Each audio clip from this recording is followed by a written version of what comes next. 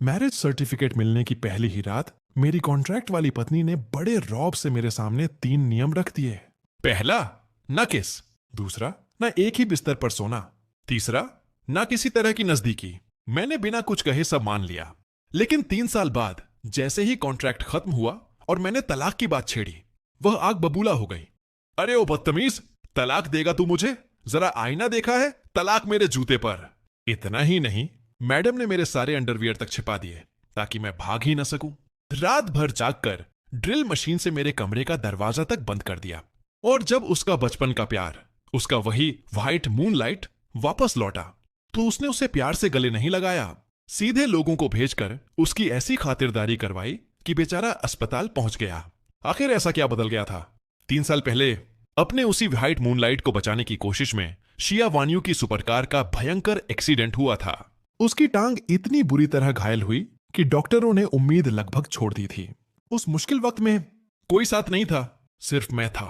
पूरे 3 साल मैंने दिन रात उसकी सेवा की। दवा से लेकर खाना, फिजियोथेरेपी से लेकर उसकी जिद तक, सब कुछ मैंने सहा। उसे हमेशा लगता रहा कि वह मेरी पहली मोहब्बत है, लेकिन उसे बहुत देर से पता चला कि असल में वह किसी और की जगह थी। एक परछाई, एक ऐसा चेहरा जो मेरी खोई हुई मोहब्बत से हूबहू मिलता था। और जब मैंने सच में उसे छोड़ने का फैसला किया, तब पहली बार उस घमंडी अमीर लड़की का सारा घमंड टूट गया। वह फूट फूट कर रो पड़ी। जंग चोंग, मैं तुम्हारे बिना नहीं जी सकती, प्लीज वापस आ जाओ। मैंने शिया वान्यू के सामने 2 कागज रख दिए। धीरे से मुस्कुराकर कहा, वान्यू चलो अब तलाक ले लेते हैं। मेरी बात सुनते ही उसने चौंक कर सिर उठाया। उसे लगा मैं मजाक कर रहा हूं, लेकिन जैसे ही उसकी नजर कागजों पर लिखे शब्दों पर गई, तलाक समझौता, बस इतना पढ़ते ही उसके चेहरे का रंग उड़ गया। जंग चोंग, ये क्या बेहूदगी है? उसकी आवाज में गुस्सा भी था और धमकी भी, लेकिन मैं सिर्फ हल्का सा मुस्कुराया। वान्यू, इन 3 सालों के लिए धन्यवाद। तुम्हारी वजह से मेरी मां का ऑपरेशन हो पाया। देश के सबसे अच्छे अस्पताल में उनका इलाज हुआ। लेकिन हमारे बीच जो रिश्ता था, वो सिर्फ एक कॉन्ट्रैक्ट था। अब वो वापस आ चुका है और अब मुझे जाना चाहिए। मैं तुम्हारी जिंदगी और बर्बाद नहीं करना चाहता। तुम्हें अपना असली प्यार मिलना चाहिए। मेरे चेहरे पर जरा भी पछतावा नहीं था। यही बात उसे सबसे ज्यादा चुभ गई। धड़ाम, उसने जोर से मेज पर हाथ मारा। जंग चोंग, तुम अपने आप को समझते क्या हो? इन 3 सालों में मैंने तुम पर लाखों नहीं, करोड़ों युआन खर्च किए।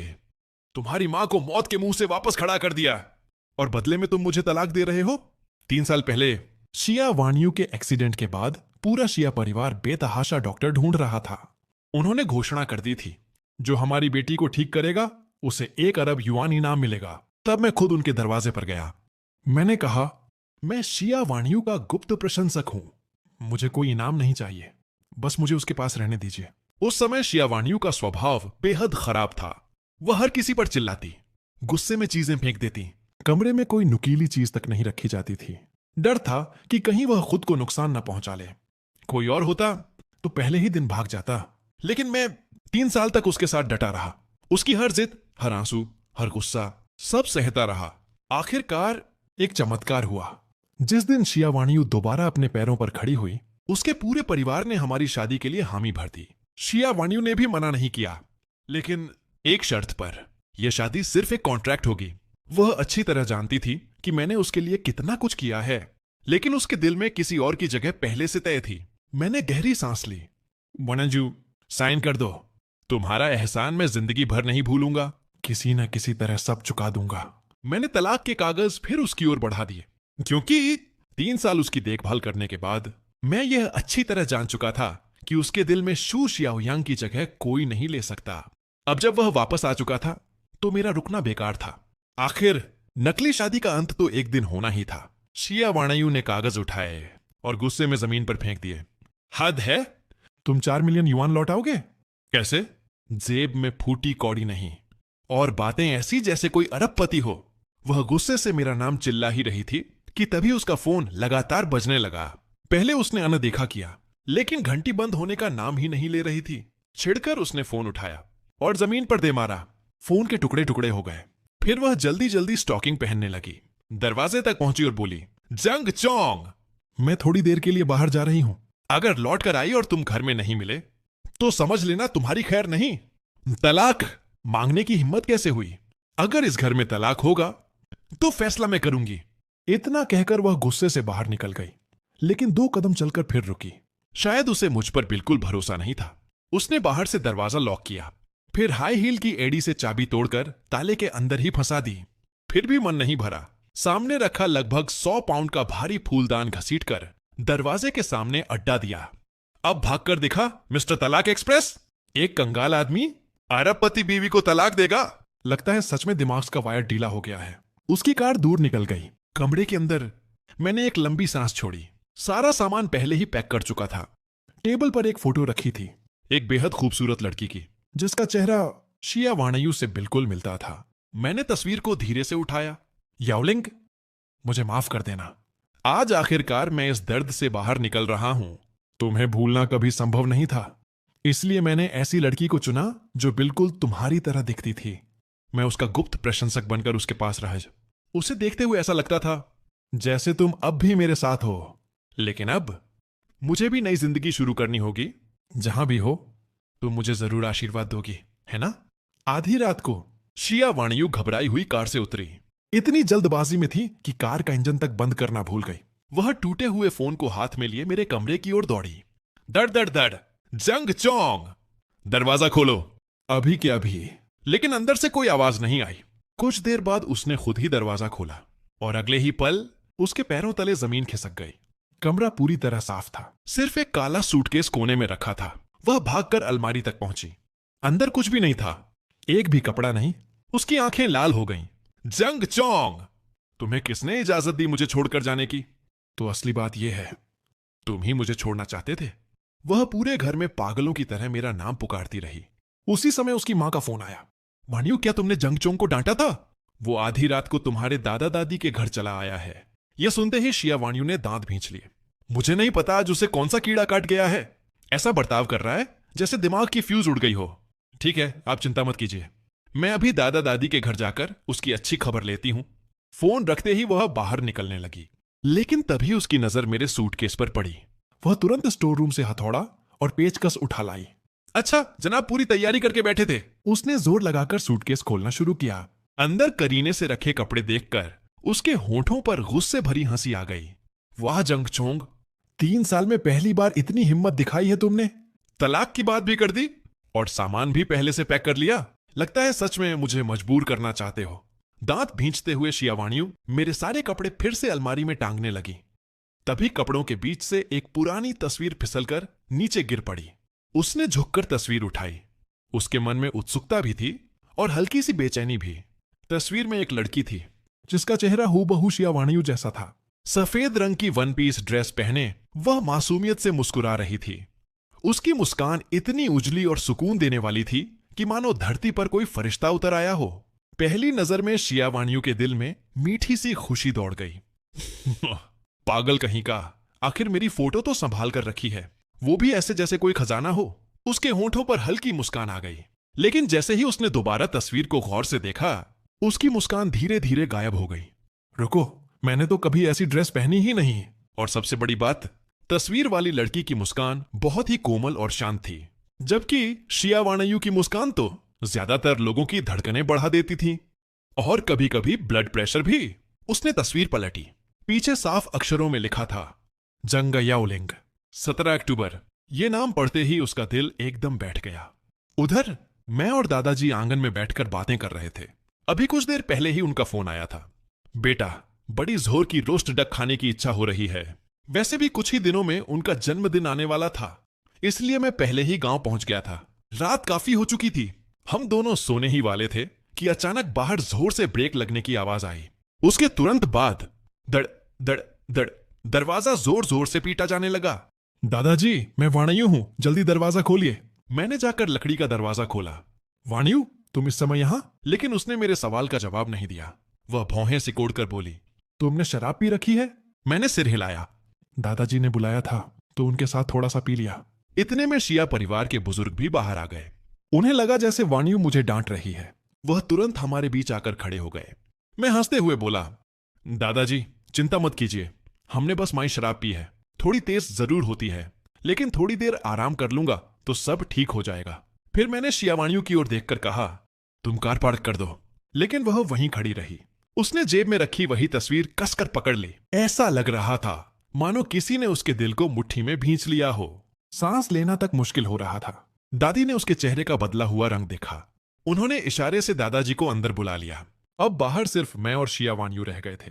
मैं कार पार्क करके लौटा ही था कि उसने अचानक मेरा हाथ पकड़कर मुझे एक तरफ खींच लिया। उसी समय मेरे फोन पर एक मैसेज आया। मैंने जैसे ही फोन निकाला, उसने झटके से मेरे हाथ से छीन लिया। उसने चैट पढ़ी और अगले ही पल गुस्से में फोन सीधा तालाब में फेंक दिया। छपाक! मैं घबरा गया। फोन निकालने के लिए तालाब में कूदने ही वाला था कि उसने मेरा हाथ कसकर पकड़ लिया। उसकी आंखें सीधे मेरी आंखों में थीं। जंग चोंग, तुम्हें आखिर हुआ क्या है? उसने जेब से तस्वीर निकाली और मेरे सामने लहरा दी। तुम मुझसे प्यार करते थे, लेकिन मुझे पा नहीं सके, इसलिए तुमने मेरी जैसी दिखने वाली लड़की ढूंढ ली, और जिसने अभी तुम्हें मैसेज किया वही लड़की है ना? अगले मंगलवार तुम्हें उसके साथ किसी शो में जाने का न्योता दिया है। क्या प्लान है? दादाजी का जन्मदिन खत्म होते ही उसके साथ भाग जाओगे? मैं कुछ पल तक उसे देखता रह गया, फिर धीरे से गहरी सांस ली। माफ करना वाणियो, दादाजी का जन्मदिन निकल जाने दो, उसके बाद हम तलाक ले लेंगे। सिर्फ एक कॉन्ट्रैक्ट की वजह से अब इस रिश्ते को और घसीटना ठीक नहीं है। मेरी बात सुनते ही उसका चेहरा सख्त हो गया। अच्छा, तो सिर्फ इसलिए कि तुम मुझसे प्यार करते थे, तुमने मेरी जगह दूसरी लड़की ढूंढ ली? गुस्से और दर्द में उसका गला भर आया। इतनी जोर से खांसी छूटी कि खुद की लार ही गले में अटक गई। मैं तुरंत उसके पास गया और उसकी पीठ सहलाने लगा, लेकिन उसने झटक कर मेरा हाथ हटा दिया। मैंने शांत स्वर में कहा, वाणियू, ऐसा मत करो, मैं तो बस एक गरीब आदमी हूं। तुम्हारे दिल में शू शियाओयांग की जो जगह है, उसकी बराबरी मैं कभी नहीं कर सकता। उस साल तुम्हारा एक्सीडेंट भी उसी का पीछा करते हुए हुआ था। हर रात तुम नींद में उसी का नाम पुकारती थीं। मेरी बात सुनकर वह मुझे अविश्वास से देखने लगी। तुमने सच में शराब पी रखी है क्या? और यह गरीब गरीब क्या लगा रखा है? मेरे पापा तो पूरी कंपनी तुम्हारे हवाले करके तुम्हें चेयरमैन बनाने वाले थे, लेकिन मैं रुकने वाला नहीं था। मैंने उसे हमारे कॉन्ट्रैक्ट की वह शर्त याद दिलाई, जिसमें लिखा था कि हम दोनों एक दूसरे की निजी जिंदगी में दखल नहीं देंगे। बस इतना सुनते ही उसका गुस्सा 7वें आसमान पर पहुंच गया। चटाक! एक जोरदार थप्पड़ मेरे गाल पर पड़ा। जंग चोंग, तलाक चाहिए ना? ठीक है, अभी इसी वक्त तलाक लेते हैं। यह कहकर वह लड़खड़ाते कदमों से मुड़ गई। दिल पूरी तरह टूट चुका था, लेकिन फिर भी उसने खुद को संभाले रखा। शायद वह नहीं चाहती थी कि मैं उसकी आंखों में टूटन देख लूं। मैंने देखा उसकी हालत ठीक नहीं है। मैं दौड़कर उसके पीछे गया, सोचा कम से कम उसे कार तक छोड़ दूं, लेकिन उसने पलटकर चीखते हुए कहा, दूर रहो। मैं वहीं रुक गया, बस दूर से देखता रहा। वह कार में बैठी और गांव छोड़कर चली गई। करीब 10 मिनट बाद घर पहुंचते ही शिया वाणियू फूट फूट कर रो पड़ी। उसने तलाक के कागज छोटे छोटे टुकड़ों में फाड़ दिए। पूरा घर सुनसान था। चारों तरफ सिर्फ सन्नाटा और वही अकेलापन जो धीरे धीरे उसके दिल में उतरता चला गया। आधी रात को शू शियाओयांग का फोन फिर आया। इस बार शिया वाणियू का गुस्सा फट पड़ा। उसने फोन उठाते ही चिल्लाकर कहा, शू शियाओयांग, तुम्हारा दिमाग खराब हो गया है क्या? मैं पहले ही साफ कह चुकी हूं, हमारे बीच अब कुछ भी बाकी नहीं है। अगर दोबारा मुझे परेशान किया तो सच कह रही हूं, समुद्र में फेंकवा दूंगी और मछलियां तुम्हें आराम से नाश्ता बना लेंगी। फोन पटकने के बाद वह सोफे पर बैठ गई। कड़वी हंसी उसके होठों पर आ गई। लगता है इंटरनेट वाले सही कहते हैं, बचपन का प्यार अक्सर उस इंसान से हार जाता है ने जो अचानक जिंदगी में आ जाता है। शू शियाओयांग ऐसा ही था। और अब जंग चोंग भी। यह सोचते ही उसकी आंखों से आंसू फिर बहने लगे। उसने तस्वीर को कसकर पकड़ लिया। यह लड़की आखिर मुझसे बेहतर कैसे हो सकती है? चेहरा मेरा जैसा है, लेकिन ऐसा क्या है इसमें जो मुझ में नहीं? अगली सुबह एक हाथ में पानी से भरी बाल्टी और दूसरे हाथ में ताजे फूलों का गुलदस्ता लिए मैं कब्रिस्तान पहुंचा। एक कब्र के सामने जाकर रुक गया। कब्र के पत्थर पर लगी काले सफेद तस्वीर में वही लड़की मुस्कुरा रही थी। उसकी मुस्कान हमेशा के लिए 19 साल की उम्र में ही ठहर गई थी। मैंने धीरे धीरे कपड़े से कब्र का पत्थर साफ करना शुरू किया। हर धूल के कण को बड़े प्यार से हटाया। तभी मेरी नजर कब्र के किनारे उगे एक छोटे से जंगली फूल पर पड़ी। इतनी कठोर जमीन में भी वह पूरी जिद के साथ खिल रहा था। उसे देखकर मेरे चेहरे पर हल्की मुस्कान आई और आंखों में नमी भी उतर आई। मैं झुक गया। उसके आसपास उगी छोटी छोटी घास उखाड़कर साफ करने लगा। फिर उस तपती धूप के बीच खिली छोटी सी गुलदाउदी को देखते हुए मैं कुछ पल चुपचाप वहीं खड़ा रहा। सूरज ढल रहा था और कब्र के पत्थर पर सुनहरे अक्षरों में एक पंक्ति खुदी हुई थी, प्रिय पुत्री जांग याओलिंग की समाधि। मैंने एक सिगरेट जलाई और अनायास ही मेरे होठों पर हल्की सी मुस्कान आ गई। मुझे याद है तुम्हें मेरी आवाज सबसे ज्यादा पसंद थी। अब मैं भी यहां से जाने वाला हूं। जाने से पहले तुम्हारे लिए एक गीत गाता हूं। उम्मीद है उसके बाद तुम्हें कभी अकेलापन महसूस नहीं होगा। इतना कहकर मैंने अपना गिटार निकाला, कब्र के सामने जमीन पर बैठ गया और धीरे धीरे धुन छेड़ने लगा। जैसे जैसे सुर हवा में घुलते गए, मेरी आंखों के सामने बीते दिनों की वह परिचित परछाई फिर से उभर आई। जांग जांग, तुम्हारे गाने हमेशा इतने दर्द भरे क्यों होते हैं? क्या तुम जानबूझकर मुझे रुलाना चाहते हो? जांग चांग, जरा मुस्कुराया भी करो। तुम अभी इतने जवान हो, लेकिन हमेशा किसी बूढ़े आदमी की तरह उदास दिखाई देते हो। इससे तो मुझे ही लगता है कि मैं बहुत बचकानी हूं। जांग चांग, मुझे भूल जाना, मेरे बिना अपनी जिंदगी जीना। मुझे याद करके खुद को मत बांधना। तुम्हारे सामने अभी पूरी जिंदगी पड़ी है। तुम्हारा भविष्य सिर्फ मेरे नाम नहीं होना चाहिए। जांग जांग, मैं जा रही हूं, अगले जन्म में फिर मिलेंगे। गीत समाप्त हो चुका था और वह इंसान भी बहुत पहले इस दुनिया से जा चुका था।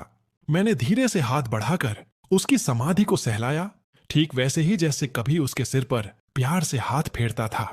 वह अक्सर मुस्कुराकर कहा करती थी, जांग चांग, मुझे इस तरह मत देखा करो, नहीं तो मैं रो पड़ूंगी। मुझे पता है मैं 20 साल की उम्र भी पार नहीं कर पाऊंगी। मैंने सिर उठाकर आसमान की ओर देखा। होठों में दबी सिगरेट फिर से पूरी तरह जलकर राख हो चुकी थी। लेकिन सच तो यह था कि वह कभी मुझसे दूर गई ही नहीं। वह आज भी मेरे हर गीत में जिंदा थी। मैं उसके अधूरे सपनों को अपने साथ लेकर उस मंजिल तक पहुंचाऊंगा जिसकी वह हमेशा चाह रखती थी। और शायद उस दिन मैं उसकी आखिरी इच्छा भी पूरी कर दूं। किसी से पूरे दिल से प्रेम करूं, अपना परिवार बसाऊं, बच्चे हों और साधारण लोगों की तरह उम्र भर जीता रहूं। मैं हल्का सा मुस्कुराया और पीछे मुड़े बिना वहां से चल पड़ा। कब्र के पास खिला वह छोटा सा जंगली गुलदाउदी का फूल हवा के साथ धीरे धीरे झूम रहा था, मानो मुझे आखिरी बार विदा कह रहा हो। दादाजी का जन्मदिन आने वाला था, इसलिए दोपहर तक परिवार के लगभग सभी सदस्य घर पहुंच चुके थे। इसी बीच ससुर शा चेंगोंग रसोई में आए। उन्होंने चारों ओर नजर दौड़ाई और पूछा, तुम अकेले क्यों हो? वान्यू कहाँ है? मैंने मुस्कुराकर जवाब दिया, पिताजी, कंपनी में थोड़ा काम अटक गया है, वह काम खत्म होते ही आ जाएगी। शा चेंगोंग ने इस बात को ज्यादा महत्व नहीं दिया। वह मेरे पास आए, जेब से सिगरेट निकालकर मेरे होठों में लगाई और खुद ही उसे जलाकर दिया। दूसरे घरों में आमतौर पर दामाद अपने ससुर को सिगरेट जलाकर देता है, लेकिन शाह परिवार में सब कुछ उल्टा था। आखिर पिछले 3 वर्षों में मेरी वजह से ही उनकी बेटी की जिंदगी संभल पाई थी। जब भी उन्हें यह बात याद आती, उनका मन करता कि कुदाल उठाकर शू शियाओयांग की जमकर पिटाई कर दें। उस हरामजादे की इतनी हिम्मत कैसे हुई? किसी अमीर और प्रभावशाली परिवार की लड़की के लिए मेरी बेटी को छोड़ दिया। कुछ देर बाद मैंने खाना परोस दिया, लेकिन खाने की मेज पर जो हुआ उसकी मैंने कल्पना भी नहीं की थी। दादाजी बार बार शवान्यू और मेरी शादी की बात छेड़ रहे थे। उन्होंने शा चेंगोंग से भी कहा, इस साल खत्म होने से पहले इन दोनों की शादी हर हाल में हो जानी चाहिए। उसके बाद हर साल मुझे एक एक तंदुरुस्त पोता चाहिए। शाम ढलते ढलते शावान्यू भी घर पहुंच गई। उसकी आंखों से आंसू तो सूख चुके थे, लेकिन चेहरे पर पहले से कहीं अधिक ठंडापन था। तभी छोटी चचेरी बहन दौड़ती हुई आई और उससे लिपट गई। दीदी, दीदी, प्लीज आप जीजाजी से शादी मत करना, ठीक है? शावान्यू एक पल के लिए बिल्कुल स्तब्ध रह गई। क्या मतलब? छोटी बच्ची शर्मा गई, सिर झुका लिया और धीरे से बोली, क्योंकि जब मैं बड़ी हो जाऊंगी तब मैं जीजाजी से शादी करूंगी। धड़ाम। आंगन में बैठे कई लोगों के हाथ से सामान लगभग गिर ही गया। दूसरी चाची तुरंत पलटी और गुस्से से अपनी बेटी को घूरने लगी। यह देखकर छोटी बच्ची जीभ निकालकर भाग गई, लेकिन उस मासूम सी बात ने शा वान्यू के दिल को एक बार फिर कसकर जकड़ लिया। उसने मेरी ओर देखा। उसकी आंखों में 3 हिस्से गुस्सा था और 7 हिस्से शिकायत। और मैं तो रसोई में खाना बनाने में इतना व्यस्त था कि उसकी जानलेवा निगाहों का मुझे बिल्कुल भी एहसास नहीं हुआ। खाना खत्म होने के बाद शा चेंगगोंग मुझे जन्मदिन की रस्मों की तैयारी समझाने के लिए अपने साथ ले गए। उधर सास गांव यूलान छोटी गुयू को लेकर गांव में टहलने निकल गईं। कुछ दूर जाकर उन्होंने अचानक पूछा, वान्यू, आखिर तुम्हारे और जांग चांग के बीच चल क्या रहा है? क्या तुम फिर से शू शियाओयांग से मिलने गई थी? शा वान्यू का दिल कसकर भर आया। वो कहना चाहती थी कि नहीं, लेकिन उसके होंठों से निकला, हाँ, मैं उससे मिलने गई थी। यह सुनते ही गांव यूलान का खून खौल उठा। उन्हें लगा जैसे उनका रक्तचाप अभी फट पड़ेगा। उन्होंने गुस्से में कहा, तुम आखिर उससे मिलने गई ही क्यों? क्या तुम्हें याद नहीं कि उसने तुम्हें किस तरह छोड़ दिया था? क्या अब भी समझ नहीं आई? अब जब उस अमीर लड़की ने उसे ठुकरा दिया तो वह फिर तुम्हारे पास लौट आया है। लेकिन अगले ही पल शाह वान्यू ने जो कहा, उसने गांव यूलान के पैरों तले जमीन ही खिसका दी। दांत भींचते हुए शावान्यू बोली, हाँ, सच तो यह है कि जांग चांग और मेरी शादी सिर्फ एक कॉन्ट्रैक्ट थी। मैं अब उससे प्यार नहीं करती। मैं उससे तलाक लेना चाहती हूँ। यह सुनकर गांव यूलान बिल्कुल पत्थर की तरह जड़ हो गईं। उन्हें लगा मानो पूरी दुनिया उनके सामने बिखर गई हो। अब तक शाह परिवार के सभी लोगों को यही लगता था कि हमारी कानूनी शादी हो चुकी है। बस वान्यू की तबीयत खराब होने की वजह से शादी की रस्में अभी तक नहीं हुई थीं। उन्हें क्या पता था कि यह रिश्ता तो केवल एक समझौते पर टिका हुआ था। गांव यूलान गुस्से से चिल्लाईं, शावान्यू, आखिर तुम्हारे दिमाग में चल क्या रहा है? शावान्यू की आंखें भर आईं। वह सिसकते हुए लेकिन जिद के साथ बोली, मैं उससे प्यार ही नहीं करती। मैंने तो सिर्फ आप सबकी खुशी के लिए उससे यह कॉन्ट्रैक्ट मैरिज की थी। जो भी हो, मैं तलाक लेकर रहूंगी। हालांकि सच यह था कि तलाक के कागज तो वह खुद अपने हाथों से पहले ही फाड़ चुकी थी। तुम पागल हो गई हो। गांव यूलान का चेहरा गुस्से से लाल पड़ गया। उसी पल पहली बार उन्हें मेरे लिए गहरी हमदर्दी महसूस हुई। कुछ देर खुद को संभालने के बाद उन्होंने धीमी लेकिन भारी आवाज में पूछा, वान्यू, क्या उस कमीने शू शियाओयांग के लिए तुम्हारे दिल में अब भी जगह है? शावान्यू ने अपनी ही भावनाओं से झूठ बोलते हुए जवाब दिया, हाँ है। उसकी दृढ़ निगाहें देखकर गांव यूलान और भी क्रोधित हो उठी। उन्होंने गुस्से में कहा, क्या तुम मुझे गुस्से से मारकर ही मानोगी? इतना कहकर गांव यूलान ने बेबसी से हाथ झटका और बिना पीछे देखे वहां से चली गईं। शाह परिवार का दामाद अगर कोई होगा तो सिर्फ जांग चांग होगा। अगर शाह वान्यू ने उस शू शियाओयांग को इस घर में लाने की जरा भी कोशिश की तो मैं उसके पिताजी से कहकर उसकी ऐसी खातिरदारी करवाऊंगी कि सीधा अस्पताल का वीआईपी रूम बुक हो जाएगा। लेकिन गांव यूलान को क्या पता था कि उनकी बेटी अभी उनसे भी बड़ा धमाका करने वाली है। मां के जाते ही शाह वान्यू धम्म से जमीन पर बैठ गई। चेहरे पर गुस्सा, आंखों में उलझन और मन में बस एक ही सवाल घूम रहा था, आखिर हर गलती मेरी ही क्यों निकलती है? कुछ देर बाद उसकी नजर तालाब की ओर गई, जहां पिछली रात उसने गुस्से में मेरा मोबाइल फेंक दिया था। अचानक उसके दिमाग की घंटी बजी। अरे, जांग चांग का फोन तो वाटरप्रूफ था। अब उसके दिल में एक ही बात आग की तरह जल रही थी। उसे हर हाल में जानना था कि मेरे और जांग याओलिंग के बीच असली रिश्ता क्या था। उधर गांव यूलान सीधे गांव के मुखिया के घर पहुंच गई। अंदर देखा तो मैं हाथ में पेन लिए पूरे मन से दादाजी के जन्मदिन की तैयारियों की सूची बना रहा था। मुझे देखकर उनका दिल भर आया। इतना अच्छा लड़का और मेरी बेटी ने इसे सिर्फ एक कॉन्ट्रैक्ट में बांध कर रखा। पता नहीं इसके दिल में कितना दर्द होगा। रात के करीब 10 बजे जब हम मुखिया के घर से निकले तो गांव यूलान ने कोई बहाना बनाकर शाह चेंगोंग और बाकी लोगों को आगे भेज दिया। अब गांव की सुनसान सड़क पर सिर्फ हम दोनों थे। उन्होंने गंभीर आवाज में पूछा, जांग चांग, क्या तुम और वान्यू हम सबसे कुछ छिपा रहे हो? मेरा दिल एक पल को जैसे रुक गया। काफी देर चुप रहने के बाद मैंने गहरी सांस ली। मां, गलती मेरी भी है। शुरू से ही मुझे सब साफ साफ बता देना चाहिए था। आप चिंता मत कीजिए, दादाजी का जन्मदिन निकल जाए, उसके बाद मैं चुपचाप यहां से चला जाऊंगा। मुझे लगा अब डांट पड़ेगी, लेकिन गांव यूलान की आंखें और सख्त हो गईं। उन्होंने लगभग आदेश देते हुए कहा, तुम्हें जाने की इजाजत किसने दी? मैं सिर्फ एक बात कहूंगी, अगर तुम इस घर से चले गए तो यह परिवार बिखर जाएगा। अभी किसी को इस कॉन्ट्रैक्ट वाली बात के बारे में मत बताना। वान्यू को मैं खुद समझाऊंगी। और जहां तक उस शू शियाओयांग का सवाल है, वह इस घर की चौखट भी पार नहीं करेगा। उनकी बात सुनते ही मुझे समझ आ गया कि उन्होंने पूरी बात गलत समझ ली है। मैं जल्दी से उस फोटो वाली सच्चाई बताना चाहता था, लेकिन गांव यूलान का पूरा ध्यान सिर्फ कॉन्ट्रैक्ट मैरिज पर था। उन्होंने मुझे सफाई देने का एक मौका भी नहीं दिया। उधर शहर वाले विला में शाह वान्यू कीचड़ से सनी हुई घर लौटी। अजीब बात यह थी कि उसने पहले नहाने की भी जहमत नहीं उठाई। सीधे हेयर ड्रायर उठाया और उस मोबाइल को सुखाने लगी, जिससे अभी भी पानी टपक रहा था। फोन पूरी तरह सूखने के बाद उसने चार्जर लगाया, लेकिन स्क्रीन पर कोई हरकत नहीं, बिल्कुल शांत, मानो फोन भी कह रहा हो, बहन जी, पहले मुझे तालाब में डुबोया, अब मुझसे उम्मीद भी रख रही हो? मजबूर होकर वह फोन रिपेयर की दुकान ढूंढने निकल पड़ी। लेकिन रात काफी हो चुकी थी, सारी दुकानें बंद थीं। आखिर उसने दुकान के बोर्ड पर लिखे मालिक के नंबर पर कॉल किया। आप फोन ठीक कर पाए या नहीं? मैं आपको 1000 युआन दूंगी, बस अभी आ जाइए। उधर बेचारा दुकानदार, जो अभी अभी बिस्तर में घुसा था, पैसों का नाम सुनते ही ऐसे उछला जैसे लॉटरी लग गई हो। फटाफट अपनी इलेक्ट्रिक बाइक उठाई और दुकान पहुंच गया। काफी देर जांच पड़ताल के बाद उसने सिर खुजलाते हुए कहा, मैडम, ये मेरे बस की बात नहीं है। इसे हांगई जैसे बड़े शहर की प्रोफेशनल लैब में भेजना पड़ेगा। खर्चा भी ज्यादा आएगा। शावान्यू ने बिना एक पल गंवाए 10,000 युआन एडवांस ट्रांसफर कर दिए। काम पूरा होते ही बाकी 90,000 भी मिल जाएंगे। इतना बड़ा एडवांस देखते ही दुकानदार की आंखें चमक उठीं। अभी कुछ मिनट पहले जो नींद में जम्हाई ले रहा था, अब ऐसा भागा जैसे कोई स्पेशल मिशन मिल गया हो। वह उसी रात फोन लेकर निकल पड़ा। शावान्यू भी वापस घर चली गई। इन सब झंझटों में रात के 2 बज चुके थे। नहाने के बाद उसने फिर वही फोटो हाथ में उठाई। इस बार उसने फोटो को बहुत गौर से देखा और अचानक उसका दिल जोर से धड़क उठा। उस लड़की की आंखों में जो प्यार था वह किसी साधारण प्रशंसक का नहीं लग रहा था। वह तो बिल्कुल ऐसा था जैसे कोई अपनी पूरी दुनिया को देख रहा हो। एक डरावना ख्याल उसके मन में कौंधा, कहीं जांग चांग ने मुझसे झूठ तो नहीं बोला? क्या वह लड़की सिर्फ उसकी फैन नहीं बल्कि उससे बहुत पहले से प्यार करती थी? और क्या जांग चांग शुरू से ही किसी मकसद से मेरे करीब आया था?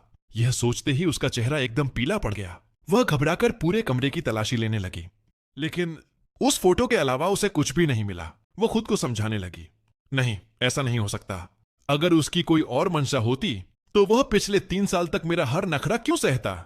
उसे तो मेरे परिवार की दौलत में भी कभी दिलचस्पी नहीं थी। दादाजी के जन्मदिन से एक दिन पहले रिपेयर हुआ फोन आखिर वापस आ गया। शावान्यू ने सबसे पहले मेरा जन्मदिन डालकर फोन खोलने की कोशिश की। गलत पासवर्ड। फिर उसने अपना जन्मदिन डाला। फोन तुरंत अनलॉक हो गया। उसके चेहरे पर अनजाने में मुस्कान आ गई। दिल में एक मीठी सी खुशी भी हुई। लेकिन जैसे ही उसने फोटो गैलरी खोली, वह फिर से उलझ गई। पूरी गैलरी में उस लड़की की एक भी तस्वीर नहीं थी। उसी समय टिंग टोंग, रिपेयर वाले का मैसेज आया।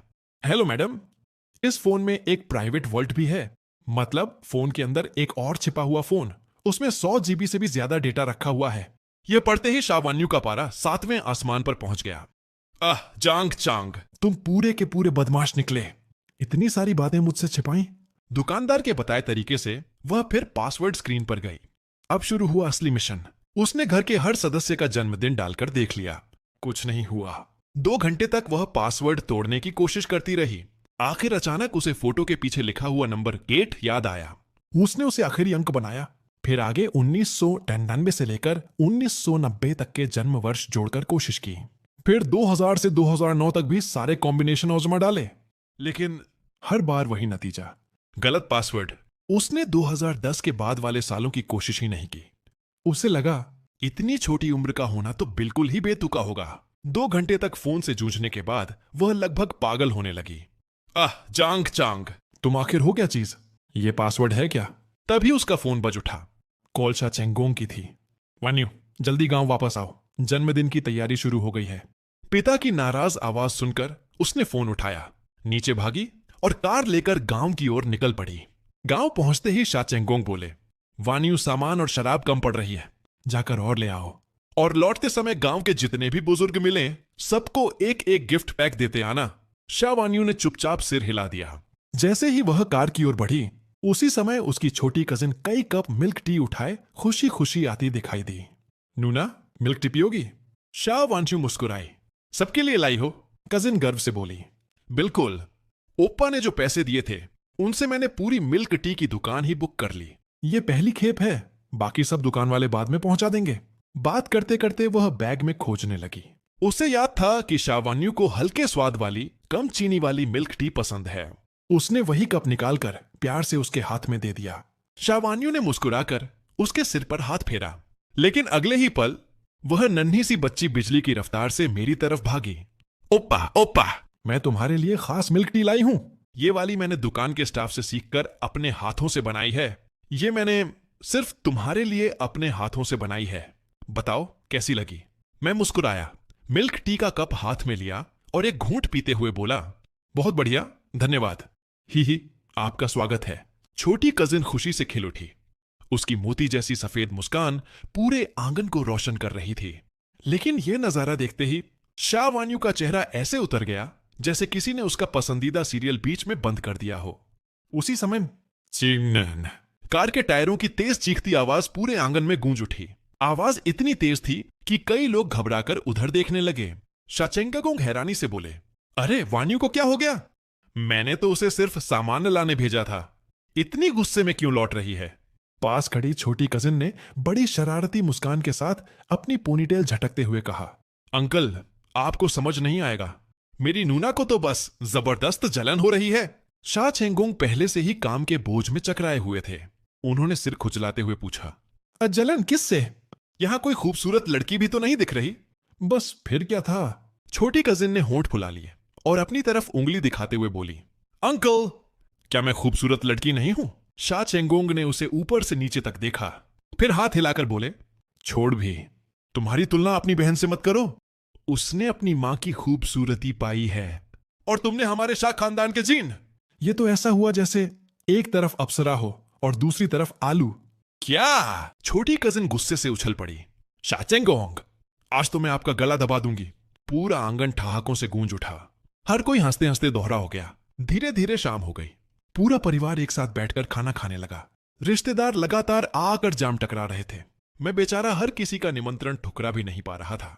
उधर शावान्यू मेरे बिल्कुल पास बैठी थी, लेकिन उसकी नजर खाने पर नहीं, सीधे मेरे मोबाइल पर थी। वह बार बार चोरी छिपे मेरा पासवर्ड देखने की कोशिश कर रही थी। इधर मुझे लगातार शराब पिलाई जा रही थी। एक राउंड, फिर दूसरा, फिर तीसरा और आखिरकार धप्प, मैं सीधे मेज पर गिर पड़ा। छोटी कजिन यह देखकर भड़क गई। उसने मेज पर जोर से हाथ मारा। आप लोग भी ना, मेरे ओप्पा को ही क्यों परेशान करते रहते हो? नूना ने मना कर दिया तो क्या हुआ? उसे तो किसी ने पीने के लिए पूछा तक नहीं। वैसे भी उसकी शराब सहने की ताकत ओप्पा से कहीं ज्यादा है। यह सुनते ही शाह वान्यू की बड़ी बड़ी आंखें फैल गईं।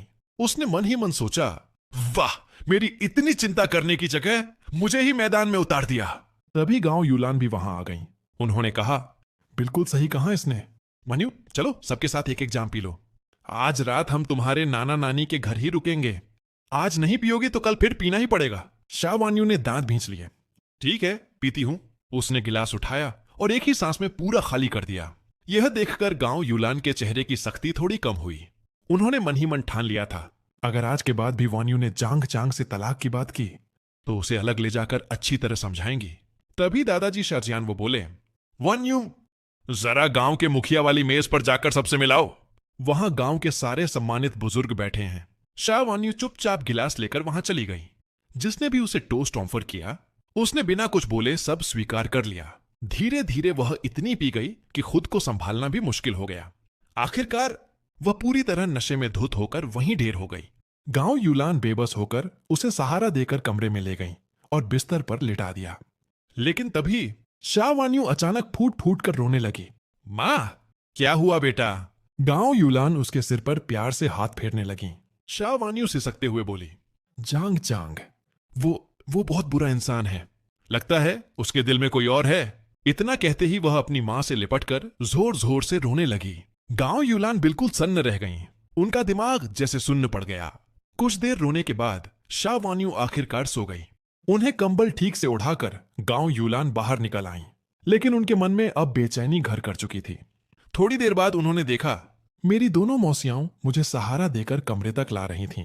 मुझे उस हालत में देखकर गांव यूलान के मन में एक ही बात आई, जांग चांग ऐसा लड़का नहीं हो सकता जो किसी को धोखा दे।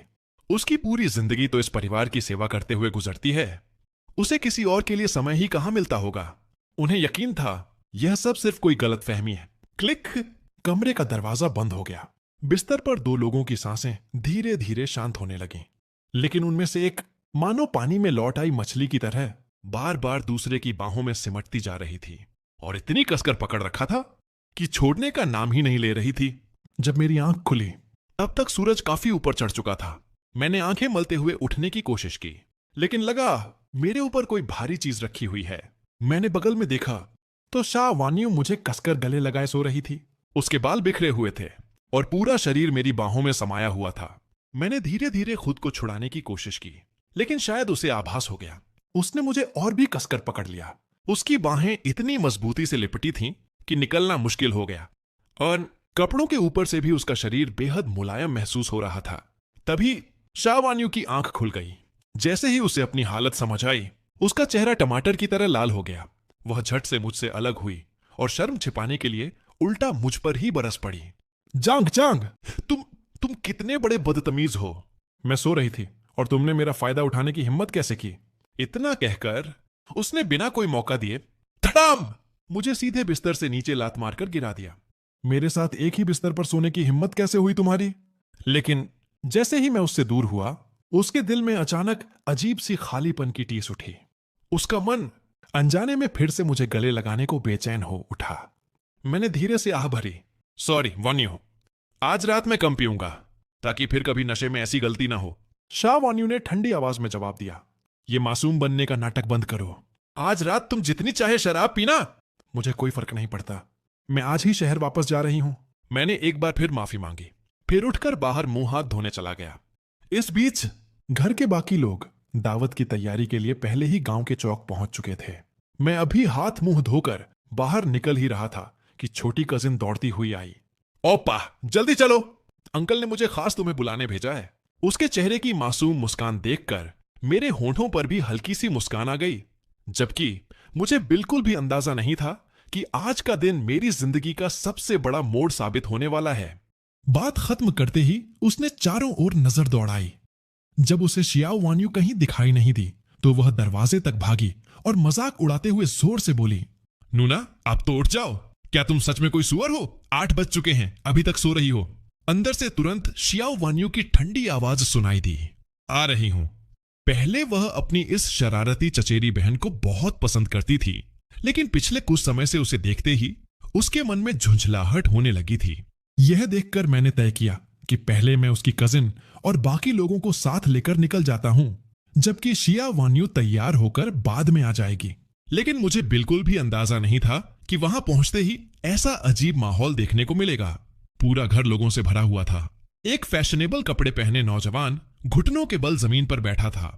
उधर शिया छेंगगोंग गुस्से से आग बबूला होकर एक कुर्सी उठाने ही वाला था, जबकि पीछे खड़े कई लोग उसे कसकर पकड़े हुए थे ताकि वह आगे न बढ़ सके। वह गुस्से में दहाड़ा, धत्ता तेरे की, आज कोई भी मुझे मत रोको, आज मैं इस हरामजादे को जिंदा नहीं छोड़ूंगा। उसने सामने घुटनों के बल बैठे युवक की ओर उंगली उठाकर कहा, शू शियाओयांग, तुम्हारी हिम्मत कैसे हुई? जानबूझकर हमारे शिया परिवार के शुभ समारोह में आकर सब कुछ बिगाड़ने चले आए। क्या तुम्हें लगा कि मैं तुम्हें हाथ भी नहीं लगाऊंगा? अगर पहले से पता होता कि तुम इतने घटिया इंसान निकलोगे तो सालों पहले ही तुम्हें समुद्र में फेंककर मछलियों का खाना बना देता। तभी दादाजी ने कड़क आवाज में कहा, बस चुप हो जाओ, समारोह शुरू होने का समय हो गया है, अपना गुस्सा अभी के लिए पी जाओ, मेहमानों के सामने इस तरह गुस्से से भरा चेहरा लेकर मत जाओ। इतना कहकर दादाजी ने शिया छेंगोंग की ओर देखा, फिर धीरे धीरे चलते हुए शू शियाओयांग के पास पहुंचे। उन्होंने उसे उठाने के लिए हाथ बढ़ाया और ठंडी आवाज में बोले, छोटे शू, आज हमारे शिया परिवार के लिए खुशी का दिन है, मैं यहां कोई तमाशा नहीं चाहता, तुम यहां से चले जाओ। वान्यू अब जियांग चांग की पत्नी है, तुम दोनों के बीच अब कोई संभावना नहीं बची। लेकिन शू शियाओयांग ने सिर हिलाते हुए कहा, दादाजी मुझे माफ कर दीजिए, इन पिछले वर्षों में गलती मेरी थी, अब मैं वान्यू की भरपाई करना चाहता हूं। यह सुनते ही शिया छेंगोंग का गुस्सा फिर फूट पड़ा। वह गरज कर बोला, धत्ते तेरे की, भरपाई करेगा? किस बात की भरपाई करेगा? शंघाई में किसी और लड़की ने तुम्हें छोड़ दिया, तभी तुम्हें वान्यू की याद आ गई। अगर अभी यहां से नहीं निकला तो मैं खुद चाकू उठाकर तुम्हारे टुकड़े टुकड़े कर दूंगा। जैसे ही सब लोग शिया छेंगोंग को रोकने में लगे हुए थे, मैं शांत चेहरे के साथ अंदर चला आया। मुझे देखते ही शू शियाओयांग के चेहरे पर तिरस्कार भरी मुस्कान उभर आई। उसने व्यंग्य से कहा, जियांग चांग, वान्यू और मैं बचपन से साथ बड़े हुए हैं। उसने तुमसे शादी सिर्फ इसलिए की है क्योंकि वह मुझे भूल नहीं पाई और तुम्हें मेरा विकल्प बना लिया। इतना कहते कहते उसका चेहरा अचानक गंभीर हो गया। उसने मेरी ओर उंगली उठाई और ऊंची आवाज में बोला, दादाजी शिया, अंकल शिया, शायद आपको अभी तक पता नहीं है, जियांग चांग का बाहर किसी और औरत के साथ भी संबंध है। वह वान्यू को धोखा दे रहा है। उसकी बात सुनते ही पूरे घर में सन्नाटा छा गया। सबके चेहरे का रंग उड़ गया। शिया छेंगगोंग और भी ज्यादा गुस्से से दहाड़ा, शू शियाओयांग, तुम पहले ही निकम्मे इंसान हो, अब मेरे दामाद पर झूठा इल्जाम लगाने लगे। लेकिन शू शियाओयांग मेरी ओर तिरस्कार से देखते हुए बोला, जियांग चांग, अगले हफ्ते तुम जियांग मियाओई नाम की एक औरत के साथ टीवी पर आने वाले हो, है ना? उसे पूरा यकीन था कि मैं घबरा जाऊंगा, लेकिन मैंने बस सिगरेट का एक कश लिया और शांत नजरों से उसे देखता रहा। मैंने बिना किसी हड़बड़ाहट के जवाब दिया, हाँ बिल्कुल। तो इससे साबित क्या करना चाहते हो? शू शियाओयांग तुरंत दादाजी की ओर मुड़ा और चिल्लाया, मिस्टर शिया, आपने सुना? जियांग चांग ने खुद अपने मुंह से मान लिया। दादाजी की आंखें ठंडी पड़ गईं। उन्होंने सख्त लहजे में कहा, शु शियाओयांग, अब यहां से चले जाओ। तुम जैसा इंसान जिसका